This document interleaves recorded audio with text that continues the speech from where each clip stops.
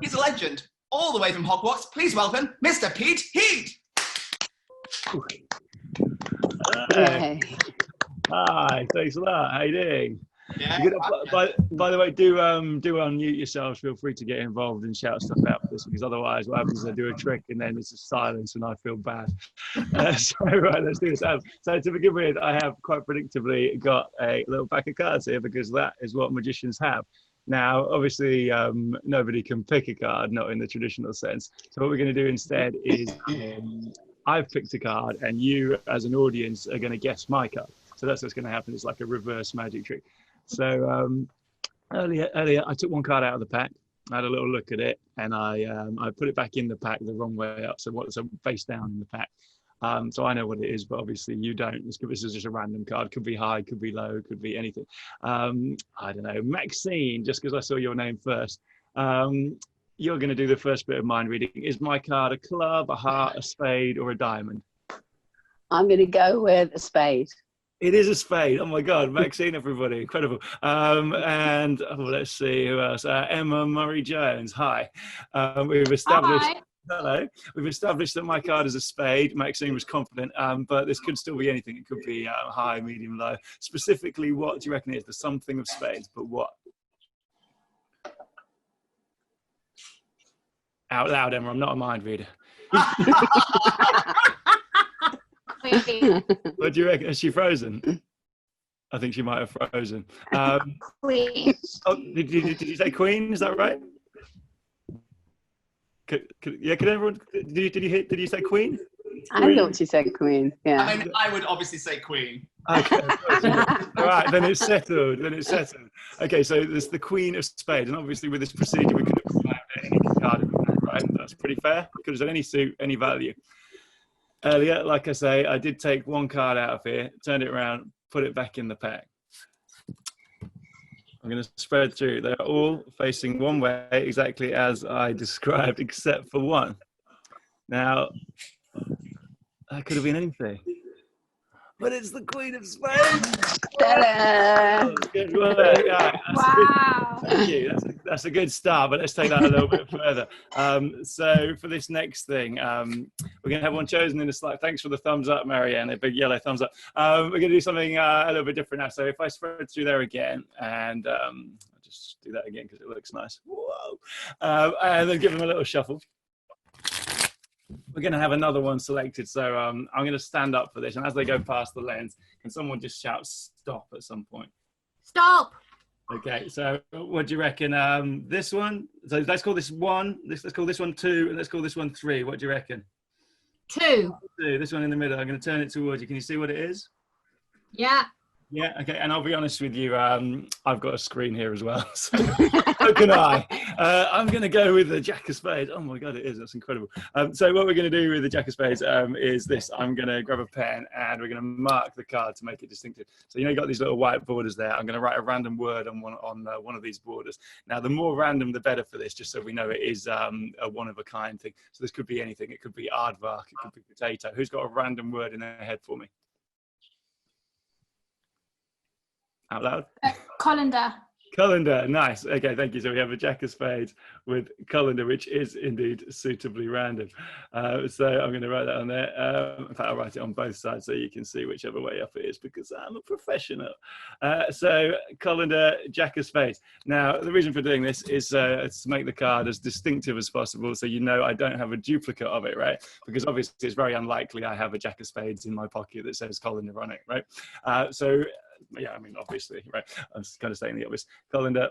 What we're going to do is your job is to keep track of this Jack of Spades. So follow the colander. It's going to start about halfway in, so about in the middle of the pack.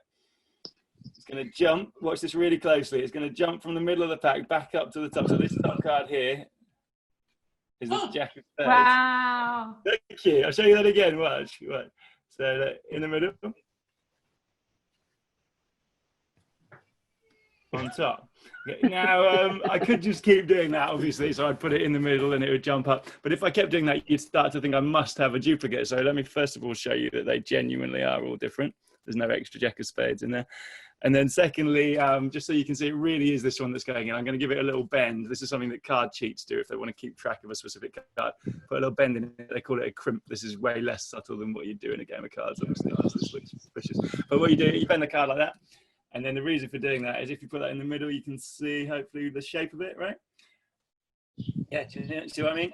So you can see where the card is. Now, you're going to see the moment it arrives back on top. Watch. Velma's face there was amazing. Okay, so we have the jack. Thank you. In fact, one more time, just to finish that off.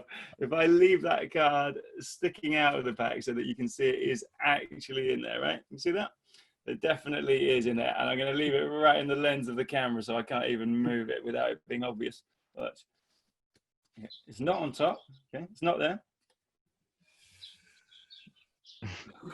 Right there. Good. And actually, the weirdest. Thank you. And that's not even the weirdest thing, right? The weirdest thing is that before all this started, I put something in my back pocket. Let me show you this. In my back pocket, in my wallet, there is a little zip compartment, and inside the zip compartment, there's a folded card. This is the bit that doesn't make any sense. It's calendar time. Good. Any questions about any of that? No, great. Right, let's move on. Good. So we'll do. Adam, I've got time for one more, haven't I? I think. Yep. All right, let's do something a little bit different now. So I have. How are we, by the way? All good? You can all hear me and see me, all right? All acceptable. Yeah. Good. Okay. So let's do this. I have a Rubik's Cube here, and that's currently solved, but we're going to mix it into a sort of random pattern.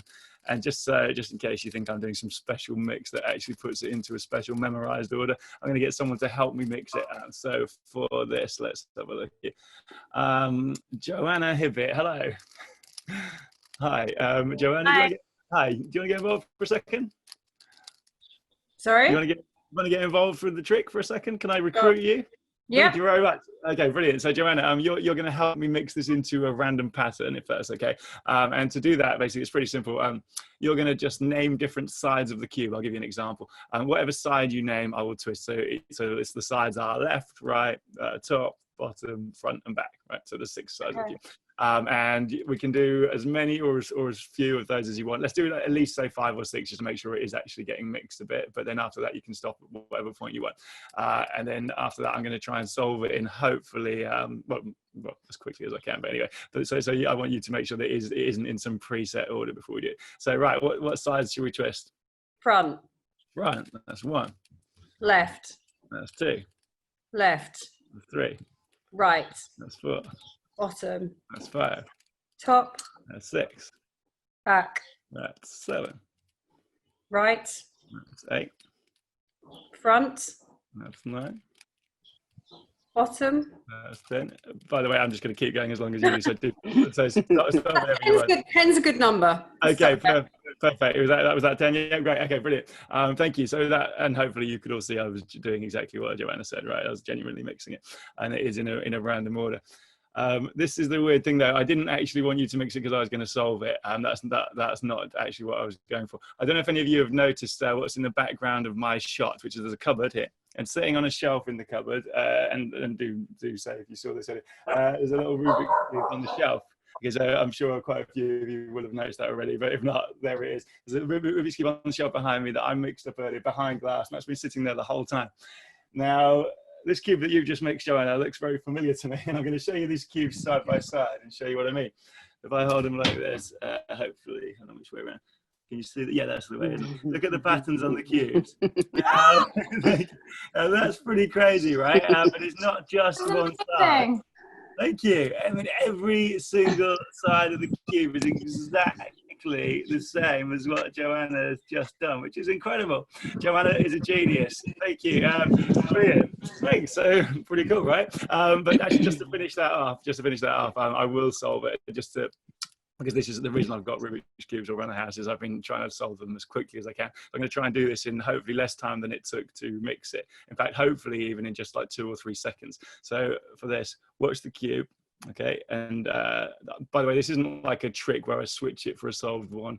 I want you to sort of keep an eye on it and make sure there's no extra cubes involved.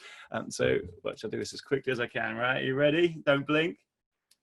3, 2. Oh, in fact, that's it. That's done. Ah!